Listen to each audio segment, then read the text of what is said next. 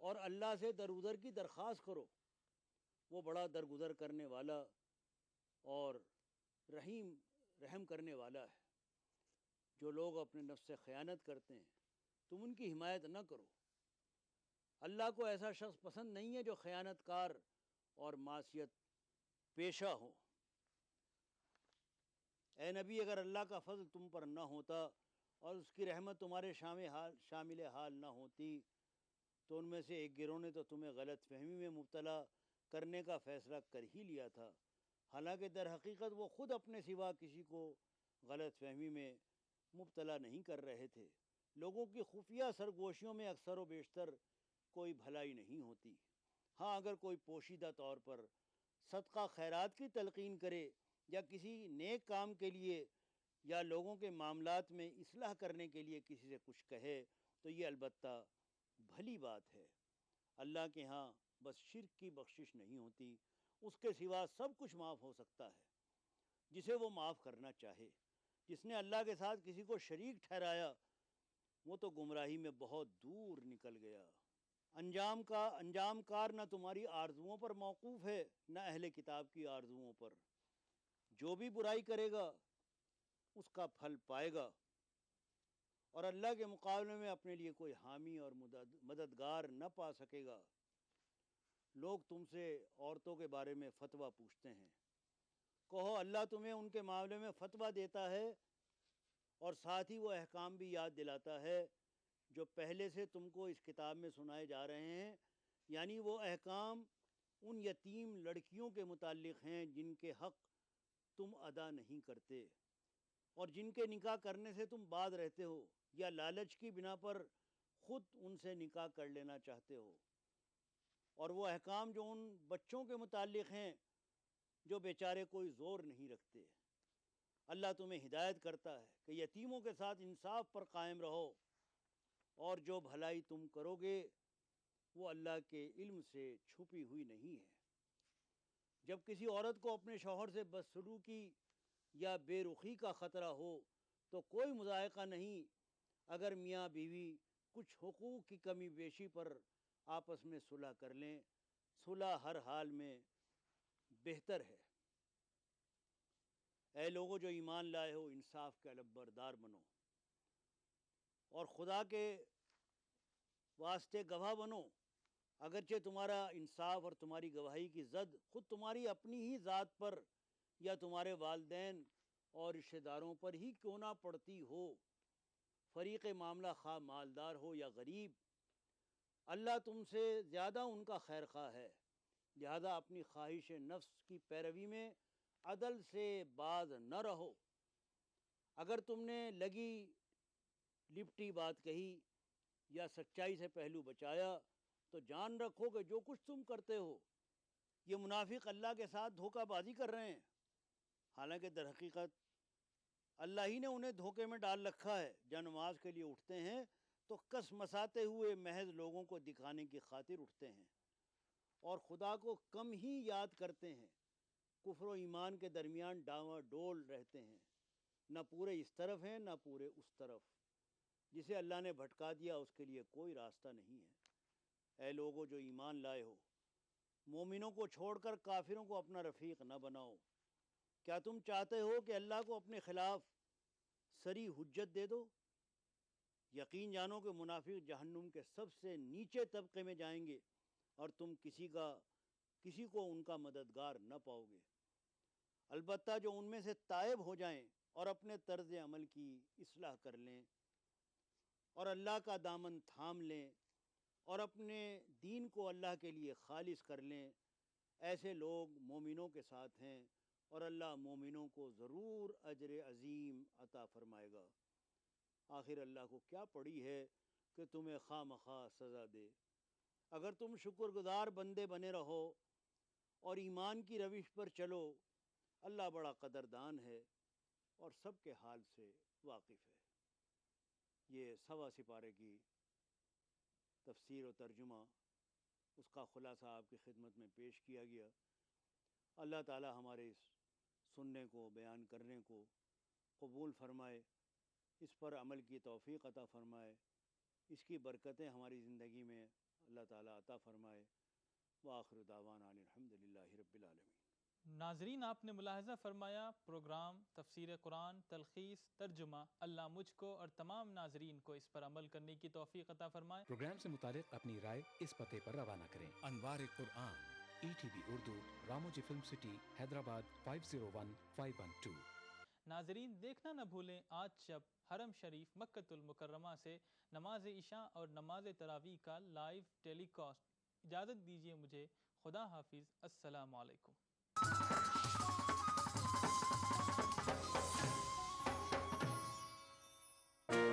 بچھڑیں گے تو مر جائیں گے ہم دونوں، ایک ڈور میں ہے ہم کو یہ در باندھے ہوئے. میں خواب میں اس ملک کا نقشہ بناتا ہوں. مجھے اپنی وفاداری پہ کوئی شک نہیں ہوتا. میں خونے دل ملا دیتا ہوں جب جھنڈا بناتا ہوں. ہندو اور مسلم ملک کی دو آنکھیں ہیں. اپنے ملک کی ترقی اور خوشحالی کا کام ہندو اور مسلم ایکتا کے ذریعے کیا جا سکتا ہے. مذہب نہیں سکھاتا آپس میں بیر رکھنا. ہندی ہیں ہم، وطن ہے ہندوستان ہمارا.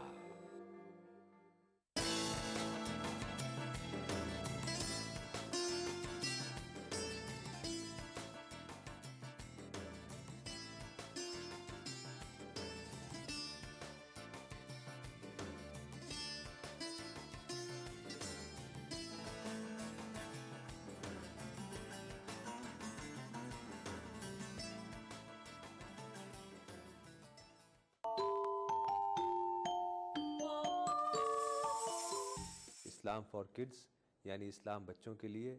اس پروگرام میں قرآن اور حدیث کے قصے اور واقعات، حضرت محمد صلی اللہ علیہ وسلم اور صحابہ کی زندگی کے حالات اور اسلامی تعلیمات کے اہم واقعات پیش کیے جائیں گے. اس میں ہمارے لیے سبق ہے، گائیڈنس ہے اور رہنمائی کا سامان ہے. اسی کے ساتھ ساتھ اسلامی تعلیمات کی وہ باتیں بھی ہم آپ کے سامنے رکھیں گے جس میں مورل ویلیوز سکھائی گئی ہیں، تاکہ ہم اپنے اندر اعلیٰ کیریکٹر، اعلیٰ اخلاق پیدا کر سکیں اور دنیا اور آخرت میں کامیابی حاصل کر سکیں. اسلام فار کڈز ہر اتوار صبح 9 بجے صرف ETV اردو پر. ETV اردو پر اگلا پروگرام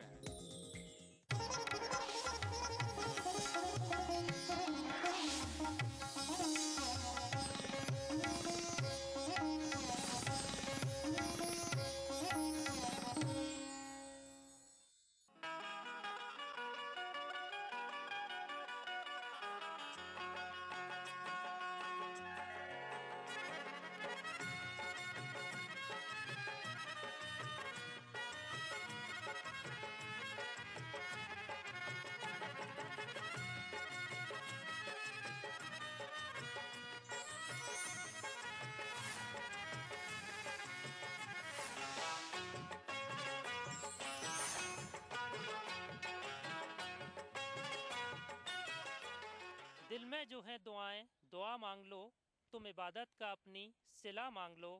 یہ مہینہ تو بس عطا کرنے کا ہے، اس کے دربار میں دعا کرنے کا ہے. پروگرام رمضان کی رونقیں کے ایک اور خوبصورت ایپیسوڈ میں آپ سب کا خیر مقدم ہے. آپ سب کو عارف معین کا آداب. میں آپ کو بتا دوں کہ آج ہماری ٹیم موجود ہے آندھرا پردیش کے صدر مقام شہر حیدرآباد میں. رمضان کی آمد کے ساتھ ہی اس شہر کی فضا مزید نورانی ہو جاتی ہے. آپ جدھر بھی جائیے سر پر ٹوپی لگائے آپ کو بزرگ، بچے اور نوجوان نظر آئیں گے، جن میں اکثر کی منزل مسجد ہوتی ہے. اپنے پروگرام کے اس حصے میں ہم جاننے کی کوشش کریں گے کہ ماہ رمضان میں شہر حیدرآباد کے کیا حال چال ہیں اور شہر حیدرآباد میں لوگ اپنی زندگی کس طرح گزار رہے ہیں. میں حیدرآباد ہوں. میں گولکنڈہ کی اولاد ہوں جو 12 کلومیٹر کی دوری پر ہے. مجھے قطب شاہی سلطنت کے 5ویں بادشاہ محمد قلی قطب شاہ نے 1591 عیسوی میں بسایا. گولکنڈہ شہر کی آبادی میں روز بروز اضافہ ہوتا جا رہا تھا اور اس پر بدقسمتی یہ کہ 1590 عیسوی کے آس پاس وہاں ایک ایسی وبا پھیلی جس نے ہزاروں جانیں لے لی. بادشاہ وقت اس ناگہانی حادثے سے بہت متاثر ہوا اور اس نے پروردگار عالم کے حضور میں یہ دعا مانگی کہ اگر یہ وبا ختم ہو جاتی ہے تو وہ موسی ندی کے اس طرف ایک شہر کی بنیاد رکھے گا اور اسے بسائے گا. دعا قبول ہوئی نئے شہر کی بنیاد رکھی گئی۔ ایران کے مشہور ماہر تعمیر میر مومن استرابادی کو ذمہ داری سونپی گئی کہ وہ ایک ایسا شہر تعمیر کریں جو اس عرض پر جنت کی جگہ لے۔ اس نے خداوند کریم سے دعا مانگی کہ میرا شہر لوگاں سے معمور کر، رکھیا جوں تو دریا میں من یا سمی۔ میں کہنا چاہوں گا کہ حیدرآباد جو ہے اس کا قیام آج سے 400 سال پہلے محمد قلی قطب شاہ نے کیا تھا، اس کی بنیاد رکھی تھی۔ 400 سال کے بعد اس وقت قطب شاہ نے یہ کہا، دعا کی تھی کہ خدا سے کہ میرا شہر لوگاں سو معمور کر، اور آپ دیکھیے 400 سال بعد کس قدر لوگ ہر طرف یہاں پہ آ گئے ہیں۔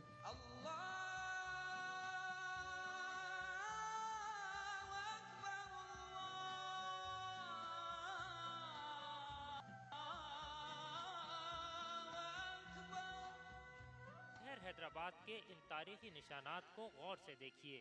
آپ کو ان عمارات کے آئینے میں صدیوں پرانے وہ عکس نظر آئیں گے جنہوں نے ایک عہد نہیں بلکہ ایک مکمل تاریخ مرتب کی ہے۔ تاریخی عمارتوں پر جمی کائی کی طرح حیدرآباد کی تہذیب پر بھی بدلتے زمانے کی گرد جم چکی ہے، اور کل کا حیدرآباد اس گرد و غبار میں کہیں کھوتا جا رہا ہے۔ لیکن اس شہر کا ایک بہت ممتاز اور روشن پہلو یہ ہے کہ رمضان کے مقدس اور مبارک مہینے میں یہ اپنی تمام مذہبی روایات کی بازیافت اس سلیقے اور خوش اسلوبی سے کر لیتا ہے کہ لگتا ہے مانو تاریخ خود کو دہرا رہی ہے۔ آئی نورانی راتیں رمضان آ گیا، آئی نورانی راتیں رمضان آ گیا۔ ماہ رمضان رحمتوں اور برکتوں کا مہینہ ہے۔ یہ مہینہ اللہ تعالیٰ کا انعام ہے۔ جو شخص اس کے خیر سے محروم رہا بس وہ محروم ہی رہ گیا۔ ماہ صیام کی آمد کے ساتھ ہی شہر حیدرآباد کی فضا مزید نورانی ہو جاتی ہے۔ آپ جدھر بھی نظر ڈالیے آپ کو رونقیں ہی رونقیں نظر آئیں گی۔ اس ماہ مقدس کے شروع ہوتے ہی لوگوں کے معمولات بدل جاتے ہیں، صوم و صلات کی پابندی کی جاتی ہے اور لغویات سے بچنے کی تلقین ایک دوسرے کو کی جاتی ہے۔ شہر حیدرآباد کا ماحول اللہ کے کرم سے بہت شاندار رہتا ہے۔ اس شہر کے اندر بہت ساری نورانیت ہمیں اس ماہ میں نظر آتی ہے، خاص کر قرآن پاک کی تلاوت کی آواز۔ جس راستے سے ہم گزرتے ہیں تو قرآن پاک کی تلاوت کی آواز سنائی دیتی ہے، اور ہر طرف روزہ داروں کا ہجوم نظر آتا ہے۔ یوں تو بہت ساری اس شہر کی خصوصیتیں ہیں، لیکن سب سے بہترین خصوصیت یہ ہے کہ جیسے ہی ماہ رمضان آتا ہے تو اس شہر کے تمام باشندے اللہ کی عبادت کے لیے تیار ہو جاتے ہیں، اور بحمدہ تعالیٰ اس ماہ کے اندر روزہ دار اللہ رب العزت کی عبادت بکثرت کرتے ہیں، اور روزہ دار گناہوں سے دور رہتے ہیں اور اللہ رب العزت کی بارگاہ میں زیادہ سے زیادہ اپنے سروں کو جھکاتے ہیں۔ رحمت کے کھلے دروازے رمضان آ گیا، رحمت کے کھلے دروازے رمضان آ گیا، آئی نورانی راتیں رمضان آ گیا، آئی نورانی راتیں رمضان آ گیا۔ رحمت کے کھلے دروازے رمضان آ گیا، آئی نورانی راتیں رمضان آ گیا۔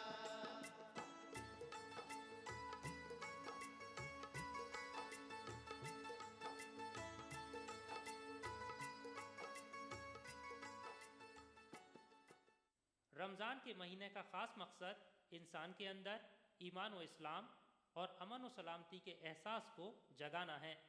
اس ماہ میں ہر شخص کی کوشش یہی رہتی ہے کہ وہ خدا کا اچھا بندہ بنے اور سماج کا اچھا فرد بھی۔ جہاں بھی آپ جب رمضان کا ماحول آتا ہے تو ہر جگہ ایک نورانی کیفیت پیدا ہو جاتی ہے. ہر مسجد میں آپ جہاں کہیں بھی دیکھیں گے ہر طرف لوگ اپنے کوئی نمازوں میں مشغول رہتے ہیں, کوئی دعا میں مشغول رہتے ہیں, کوئی اپنے گناہوں کو مغفرت کرنے میں مشغول رہتے ہیں. اس لیے اور یہی نہیں, اور افطار کے ٹائم سبھی لوگ اس طرح مشغول ہو جاتے ہیں کہ بس ہمیں کچھ بھی نہیں, بس اللہ کے اور بندے کے بیچ میں کچھ بھی باقی نہیں رہا ہے. بس اللہ ہم جو بھی مانگ رہے ہیں اللہ ہمیں دے رہا ہے. اس موقع اس نیت سے سب لوگ مانگتے ہیں. اور یہ بڑے بزرگ ہی نہیں, بزرگوں سے لے کے بچوں تک سبھی لوگ اپنے رمضان کی خوشی میں مشغول ہوتے ہیں. چھوٹے بچے اب غیر رمضان میں دیکھتے ہیں کہ چھوٹے بچے زیادہ تر مسجدوں میں دکھائی نہیں دیتے ہیں, اور بڑے لوگ بھی دکھائی نہیں دیتے ہیں. لیکن جب رمضان کا ماحول آ جاتا ہے تو ہر مسجد میں ہر بچے اور ہر یہاں کی مسجد ہی نہیں, ہر گلی میں آپ دیکھیں گے کہ بچے سر پر تاج پہن کر گھوم رہے ہیں. اور یہی نہیں, اور ہر بچے کے چہرے پہ ایک خوشی کا ماحول ہوتا ہے. دن بھر نماز, صدقہ, دعا, روزمرہ کے ضروری کام, تلاوت قرآن اور یاد الہی میں گزار کر سبھی لوگ شام کو افطار کی تیاریوں میں مصروف ہو جاتے ہیں. عصر کی نماز کے بعد چار مینار کے اطراف افطار کی ضروری اشیاء خریدنے والوں کا ہجوم ہوتا ہے, جس میں مختلف اقسام کے پھل اور کھجور وغیرہ شامل ہیں.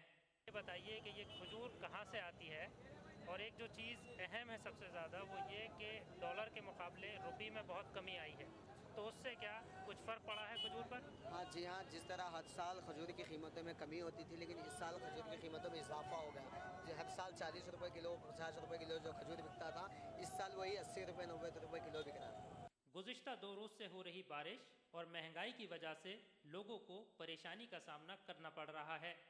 اپنی سہولت کے اعتبار سے جس کو جب بھی وقت ملتا ہے وہ سحر و افطار کی اشیاء بازار سے جا کر خرید لاتا ہے.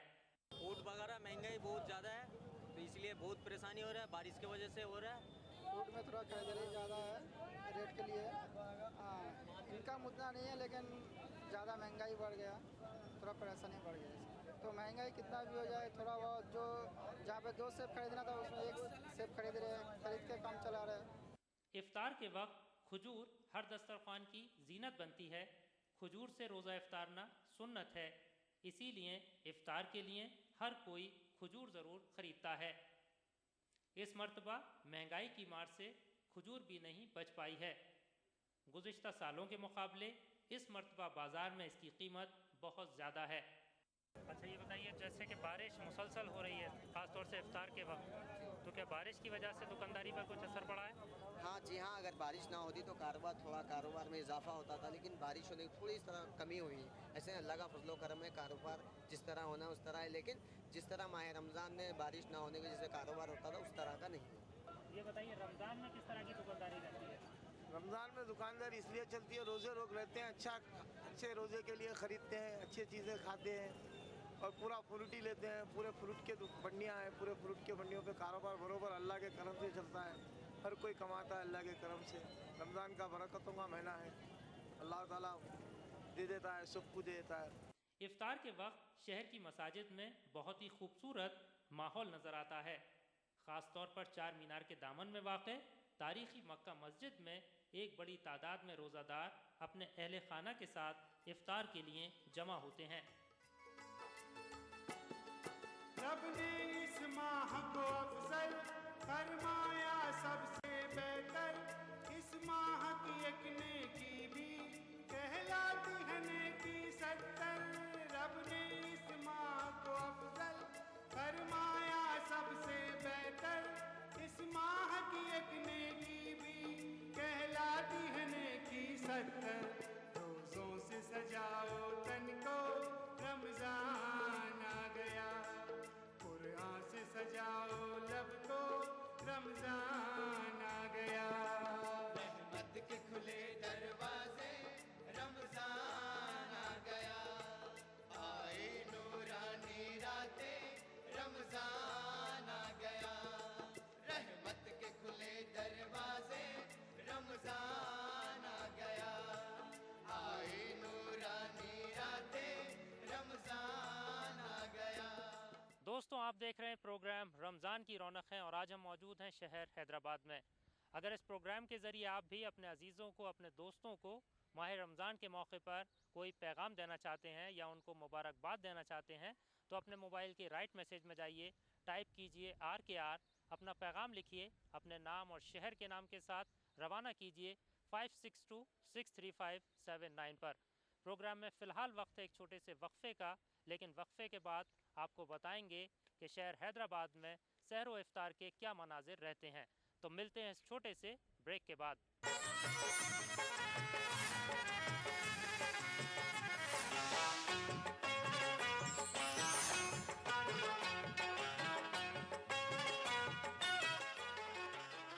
ادا کروں نماز مسجد حرام میں ایسا دن آئے، میرے اللہ یہ سعادت میرے حصے میں ایک دن آئے۔ ربنا آتنا في الدنيا حسنة وفي الآخرة حسنة وقنا عذاب النار، وصلى الله وسلم على عبده ورسوله نبينا محمد وآله وصحبه أجمعين، والحمد لله رب العالمين. الحمد لله رب العالمين الرحمن الرحيم مالك يوم الدين، إياك نعبد وإياك نستعين، اهدنا الصراط المستقيم صراط الذين أنعمت عليهم غير المغضوب عليهم ولا الضالين۔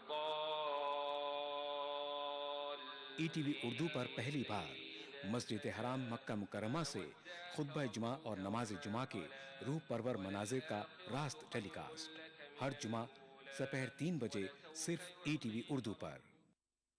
کھانا ایسا کہ کھاتے رہیے، ذائقہ ایسا کہ چٹ کرا لیتے رہیے۔ ریئلٹی شو میں اپنے لذیذ پکوانوں سے سب کا دل موہ لینے والی معروف شیف زیبی زبیر اب ہیں ETV اردو پر۔ میں زیبی زبیر لے کر آ رہی ہوں آپ کا پسندیدہ پروگرام عکس رسوئی۔ رہیے اس رمضان ہمارے ساتھ۔ عکس رسوئی پیر سے سنیچر دوپہر 1 بجے صرف ETV اردو پر۔ عکس رسوئی powered by Brown and Polson.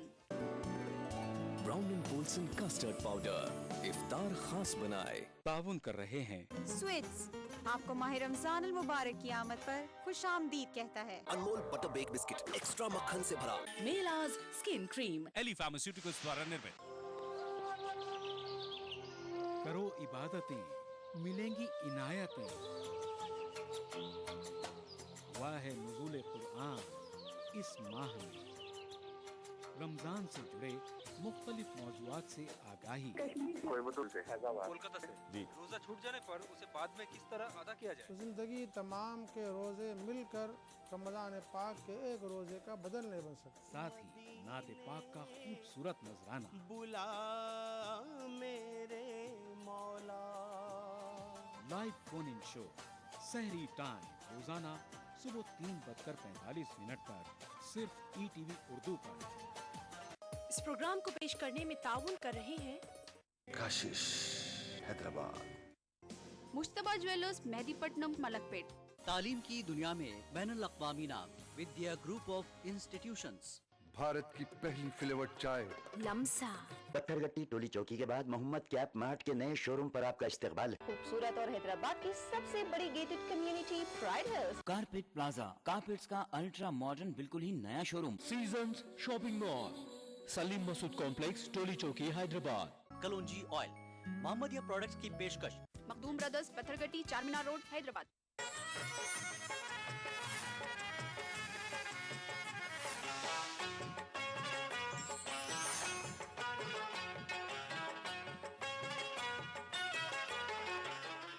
دوستو بریک کے بعد ایک بار پھر آپ سب کا استقبال ہے آپ ہی کے اپنے پروگرام میں جس کا نام ہے رمضان کی رونق ہے۔ میں آپ کو بتا دوں کہ اس وقت ہم موجود ہیں جامع مسجد حیات بخشی بیگم میں۔ افطار کا وقت بالکل قریب ہے۔ آپ ادھر دیکھ سکتے ہیں کہ لوگ ہاتھ اٹھا کر اللہ تعالیٰ کی بارگاہ میں دعا میں مصروف ہیں۔ ناظرین کتنی بڑی بات ہے کہ اللہ کے بندوں کے سامنے سب چیز رکھی ہوئی ہے، لیکن جب تک افطار کا وقت نہیں ہوتا، جب تک اللہ کا حکم نہیں ہوتا، یہ لوگ افطار نہیں کر سکتے۔ اپنے پروگرام کے اس حصے میں ہم جاننے کی کوشش کریں گے کہ شہر حیدرآباد میں سحر اور افطار میں کیا مناظر رہتے ہیں۔ تو آئیے ناظرین شامل ہوتے ہیں اپنے پروگرام کے دوسرے حصے میں۔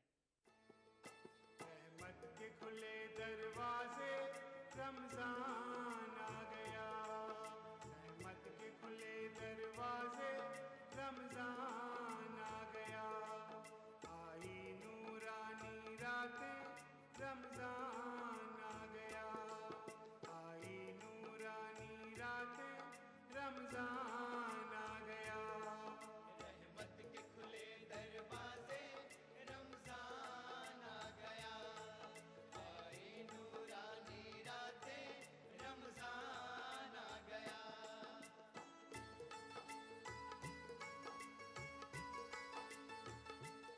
آج ہم آپ کے سامنے حیات نگر میں واقع تاریخی جامع مسجد حیات بخشی بیگم میں افطار کے روح پرور مناظر پیش کریں گے۔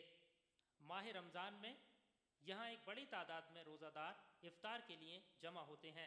اس مسجد میں سالوں سال جب سے مسجد بنائی گئی ہے تب سے تمام یہاں کے قرب زوال کے لوگ جتنے بھی ہیں، جب بھی رمضان کا مہینہ آتا ہے تو افطار کے ٹائم میں اتنی پبلک آتی ہے کہ بیٹھنے کے لیے جگہ بس نہیں ہوتی ہے۔ اللہ کا کرم ہے کہ اللہ تعالیٰ نے ہم تمام کو روزہ رکھنے کی توفیق عطا فرمایا ہے، اور اللہ تعالیٰ ہمارے روزوں کو قبول عطا فرمائے، اور اس میں بچے بھی آتے ہیں، بڑے بھی آتے ہیں، اور دیکھنے میں اتنا محسوس لگتا ہے، خوشی بھی ہوتی ہے افطار کرنے کے ٹائم میں۔ اور افطار کرنے کے ٹائم میں خوشی کیوں نہ ہو، کیونکہ ہم رمضان کے علاوہ اگر یہی افطاری چاہے موز رہے یا فروٹ، کون سی بھی فروٹ رہے، اگر ہم کھائیں گے تو وہ ٹیسٹ نہیں آتا۔ اللہ کا کرم ہے کہ وہی فروٹ کو، وہی موز کو، وہی کھجور کو اگر ہم رمضان کے مہینے میں استعمال کر رہے ہیں، اس کو کھا رہے ہیں، افطار روزہ کھول رہے ہیں کھجور سے، تو کیا ہے اپنے کو کیا وہ یہ مزہ یعنی وہ لذیذ دوسرے مہینے میں نہیں آتا جیسے رمضان کے مہینے میں آتا ہے۔ تو یہ عظمت والا مہینہ، یہ برکت والا مہینہ اللہ تعالیٰ ہم لوگ کو عطا فرمایا۔ اللہ تعالیٰ کے سے لاکھ لاکھ کرم ہے کہ اللہ تعالیٰ کا لاکھ لاکھ شکر ہے کہ ہم تمام کو یہ مہینہ بار بار دیکھنا نصیب عطا فرمائے۔ آمین۔ میں آگرہ سے آیا ہوں، حیدرآباد میں۔ یہاں میں نے آ کر دیکھا کہ بہت اچھا ہے ماحول رہتا ہے یہاں پر۔ رمضان المبارک کے مہینے میں مسجدوں کے اندر بہت رونق رہتی ہے، تراویحوں کا بھی ہے، اور نا خصوصی ہر چیز کی تلاوت رہتی ہے۔ اور یہاں پر نا روزہ کھولنے کا، میں گھر پر روزہ کھولتا تھا ہر بار، لیکن اس بار میں مسجد میں آیا۔ مسجد کے اندر مجھے بہت سکون اور بہت سارے لوگ تھے، جس سے کہ بہت ہی مجھے اچھا لگا۔ یہ بتائیے آپ مجھے کہ اس مسجد کی تاریخ کیا ہے، کتنی پرانی مسجد، اور ماہ رمضان میں مسجد میں کس طرح کا ماحول رہتا ہے؟ یہ مسجد حیات بخشی بیگم کی مسجد ہے، یہ 400 سال پہلے کی پرانی ہے۔ رمضان کے ماحول میں تو بالکل یہاں پہ ایسی چہل پہل رہتی ہے کہ پوری پبلک سے بھری ہوئی رہتی ہے۔ روزداروں کی آنا جانا، تلاوت وغیرہ، نماز وغیرہ پورا چلتے رہتا ہے یہاں پہ 24 گھنٹے۔ افطار سے قبل قدیم روایتی انداز میں امام صاحب دعائیں کراتے ہیں۔ سب لوگ اللہ تعالیٰ کی بارگاہ میں ہاتھ اٹھا کر دعائیں کرتے نظر آتے ہیں۔ باللہ من الشیطان الرجیم، بسم اللہ الرحمن الرحیم۔ ایک مرتبہ درود شریف پڑھیں گے۔ ان اللہ و ملائکتہ یصلون علی النبی یا ایھا الذین آمنوا صلوا علیہ وسلموا تسلیما اللهم صل علی سیدنا شفیعنا وحبیبنا ونبینا ومولانا وملجانا محمد وبارک وسلم صلوا علیہ صلاۃ و سلام علیک یا رسول اللہ صلی اللہ علیہ وسلم۔ سب سے پہلے نیت کر لیں گے اعتکاف کی۔ بسم اللہ الرحمن الرحیم، نویت سنت الاعتکاف۔ بسم اللہ الرحمن الرحیم، اللہم ربنا آتینا فی الدنیا حسنۃ وفی الآخرۃ حسنۃ وقینا عذاب النار۔ اللہم ربنا آتینا فی الدنیا حسنۃ وفی الآخرۃ حسنۃ وقینا عذاب النار۔ اللہم یا واسع الفضل اغفر لی، اللہم یا واسع الفضل اغفر لی، اللہم یا واسع الفضل اغفر لی۔